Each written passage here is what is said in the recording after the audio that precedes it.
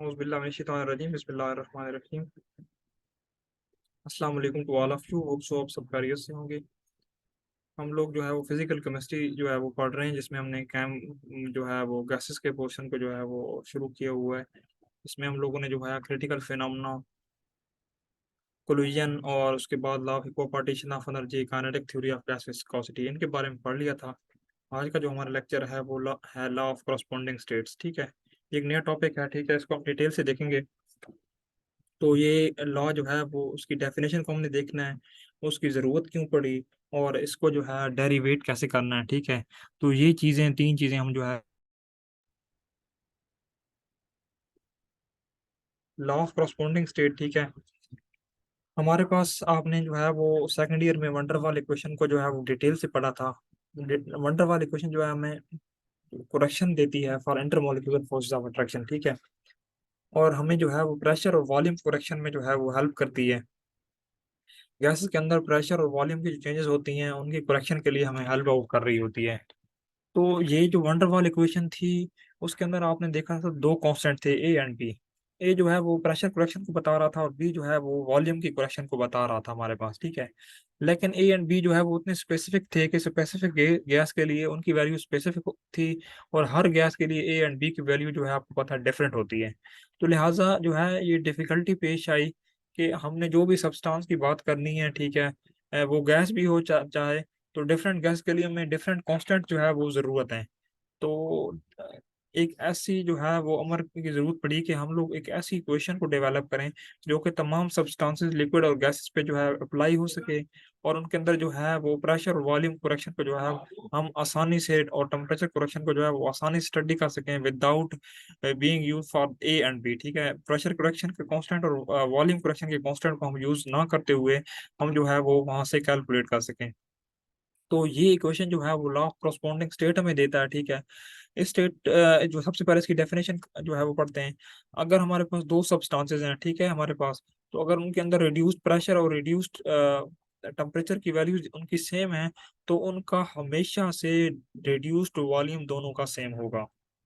अगर reduced pressure और reduced temperature की वैल्यू सेम है, तो उनका रिड्यूस्ड जो वॉल्यूम है वो सेम होगा। ठीक है, ये हमें लॉ ऑफ करस्पॉन्डिंग स्टेट जो है वो कहता है। ठीक है, अब करस्पॉन्डिंग स्टेट क्या होती हैं? दो सब्सटेंसेस जिनके रिड्यूस्ड टेम्परेचर रिड्यूस्ड प्रेशर है ना, वो आपस में करस्पॉन्ड कर रहे हैं। ठीक है, वो आपस में मिल रहे हैं, मतलब उनकी वॉल्यूम वॉल्यूम चेंजेस भी जो है आपस में मीट कर रही हैं, तो वो होंगी करस्पॉन्डिंग स्टेट्स। ठीक है, दोनों सब्सटेंसेस को हम करस्पॉन्डिंग स्टेट कहेंगे।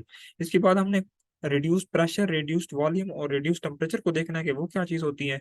तो यहाँ पे लॉ ऑफ करस्पॉन्डिंग स्टेट के लिए जो है हमने तीन चीज़ों के लिए, रिड्यूस प्रेशर के लिए हमने फाई का जो है वो नोटेशन यूज़ किया है, रिड्यूस्ड वॉल्यूम के लिए फाई की नोटेशन शो की है, और उसके बाद जो है वो रिड्यूस टेम्परेचर के लिए हमने थीटा की जो है वो नोटेशन शो की है।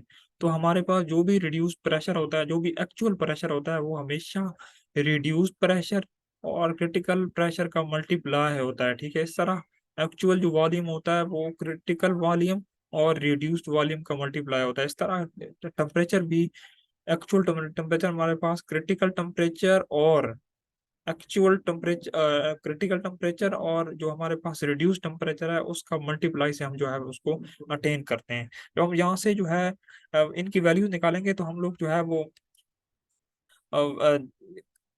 एक्चुअल प्रेशर पे हम जो है क्रिटिकल प्रेशर को डिवाइड कर देंगे, तो हमारे पास रिड्यूस प्रेशर की वैल्यू आ जाएगी। इस तरह जो है हमने रिड्यूस वॉल्यूम की वैल्यू निकालनी है, तो 5 इधर ही पड़ा रहेगा, और ये जो एक्चुअल वॉल्यूम पे जो है ये क्रिटिकल वॉल्यूम आके डिवाइड हो जाएगा। इस तरह जो है वो थीटा की वैल्यू भी हम यहाँ से रिड्यूस टेम्परेचर की वैल्यू भी निकाल सकते हैं। ठीक है, ये जो तीनों रिलेशंस हैं हमने इनको यूज करना है। ठीक है, और हमने जो है वंडर वॉल इक्वेशन लेनी है। ठीक है, for one mole of gas, जिसके अंदर हमने एन को जो है एक्सक्लूड इसलिए किया है क्योंकि for one mole of gas n की वैल्यू हमारे पास 1 होती है। तो हमने जो है ये इक्वेशन जो है इसलिए यूज नहीं करते। This equation is not applicable to all the gases because for each gases the value of A and B is specific. Hence we need equation which is general and applicated to all the substances. That's why we study the law of corresponding state. ये बातें जो है वो मैंने पहले आपको बता दी हैं। हमने जो है for one mole of gas जो है वाटर वाली इक्वेशन लेनी है। इसके अंदर हमने क्या करना है, जो एक्चुअल प्रेशर, एक्चुअल वॉल्यूम और एक्चुअल टेम्परेचर की जगह हमने ये वाली वैल्यूज लिख देनी है। एक्चुअल प्रेशर की जगह वैल्यू हमने ये लिख देनी है। ठीक है, ये वाली एक्चुअल वॉल्यूम की जगह हमने ये वैल्यू लिख देनी है, और टेम्परेचर की जगह, एक्चुअल टेम्परेचर की जगह हमने ये वाली थीटा क्रिटिकल टेम्परेचर ये वैल्यूज हम लिख देंगे, ठीक है। तो ये हमारे पास इक्वेशन नंबर 2 आ जाएगी, ठीक है। अब हमने क्या करना है, क्रिटिकल प्रेशर, क्रिटिकल वॉल्यूम और क्रिटिकल टेम्परेचर के अंदर हमने पीछे वैल्यूज इनकी निकाली हुई हैं। जब हमने एप्लीकेशन ऑफ वंडर वाल equation two the critical phenomenon हमने वो पढ़ा था, तो मैंने आपको बताया था किस तरह जो है ये वैल्यूज एवेल्युएट करनी है। तो ये वैल्यूज जो है हम हमने याद रखनी है, और यहाँ पे जो है वो इस इक्वेशन नंबर 2 में पुट कर देनी है। इक्वेशन नंबर 2 में पुट करने के बाद जो है हमारे पास ये इक्वेशन आएगी, उसमें कुछ चीजें हमने कैंसिल आउट कर देनी है, ठीक है। हमारे पास यही इक्वेशन जो है वो इक्वेशन नंबर 4 बन जाएगी। वो हमने क्या करना है कि 27b का स्केयर जो है इधर भी मल्टीप्लाई कर देना है, और इधर भी मल्टीप्लाई कर देना है, और इधर भी मल्टीप्लाई कर देना है। 27b का स्केयर जब मल्टीप्लाई करेंगे तो 27b और 27b स्केयर आपस में मल्टीप्लाई होगा, तो यहाँ पे सिर्फ रह जाएगा b, जो कि 8a एंड b, 8a के साथ मल्टीप्लाई हो जाएगा, और हमारे पास थीटा एट 8ab जो है वो बन जाएगा। यहाँ पे देखें तो 27b जो है 27b के साथ कैंसिल हो गया, हमारे पास एक b बच गया है, तो हम यहाँ पे लिख देंगे। यहाँ पे 27b स्केयर 27b स्केयर यहाँ पे कैंसिल हो गया, ठीक है स्टूडेंट। यहाँ पे एन बी का स्केयर जो है 27b के साथ जब मल्टीप्लाई हुआ, तो यहाँ पे 3 वैल्यू आई है, 3 को जो है ए के साथ मल्टीप्लाई कर देंगे तो हमारे पास 3a आ जाएगा, और यहाँ पे पाई का स्केयर जो है वो वैल्यू इस तरह आ जाएगी। हमने क्या करना है, ये उसी तरह पड़ी रहेगी। अब हमने क्या करना है कि ये इसमें से ए को कॉमन कर लेना है इस फैक्टर में से, ठीक है, और इसमें से बी को कॉमन कर लेना है, ठीक है। ए एंड बी को जो हमने कॉमन किया है, ठीक है, उसको हमने साइड पे ले गए हैं, ठीक है। और इन दोनों फैक्टर जो हमारे पास देखें, अब ए कॉमन किया तो अंदर ये चीजें हमारे पास आई हैं, और बी कॉमन लिया तो हमारे पास 3 माइनस पाई 5 3 - 1 जो हमारे पास आया है, ठीक है। उसके बाद हमने क्या करना है कि ए एंड बी को जो है वो साइड पे लेके इधर मल्टीप्लाई कर देना है, ठीक है, कैंसिल कर देना है इसको यहाँ पे, ठीक है। जब कैंसिल आउट करेंगे तो हमारे पास सिर्फ और सिर्फ यही इक्वेशन रह जाएगी, 8 थीटा इज इक्वल टू, ये हमारे पास फैक्टर रह जाएगा, ठीक है। अब ये हम स्टूडेंट देखें तो हमारे पास ए एंड बी की वैल्यूज हमारे पास एलिमिनेट हो चुकी हैं। अब हमने क्या करना है कि ये रिड्यूस प्रेशर है, ये रिड्यूस्ड वॉल्यूम है, ये रिड्यूस टेम्परेचर है, ये तीन चीजें पड़ी हैं, ठीक है। अगर आपको दो इनमें से तीनों में से कोई की दो चीजें दे दी जाएं, तो आप उनमें से जो है वो निकाल सकते हैं तीसरी की वैल्यू। यही equation reduced equation of state है, ठीक है। इनमें से कोई सी दो वैल्यूज आपको दे दी जाएं, तो आप तीसरी की वैल्यू आसानी से इस रिलेशन से निकाल सकते हैं।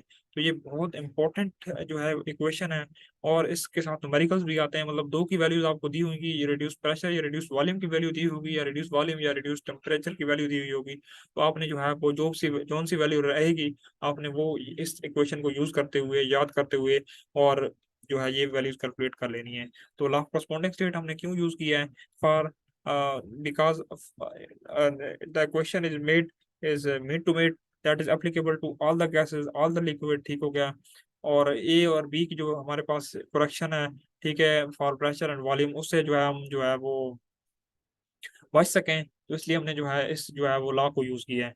होप सो आपको समझ आया होगा। चैनल को लाइक कर दें, सब्सक्राइब कर दें, और बेल आइकन को प्रेस कर दें, और अपने दोस्तों के साथ और अपने फेलोज के साथ जो भी आपके यूनिवर्सिटी में पढ़ रहे हैं उनके साथ शेयर कर दें, ताकि उनको एक सीरीज के साथ जो है वो कोर्स कंटेंट के साथ जो है वो लेक्चर्स मिल सकें। मिलते हैं नेक्स्ट लेक्चर में। अपना बहुत सा ख्याल रखें और पढ़ते रहें। अल्लाह हाफिज।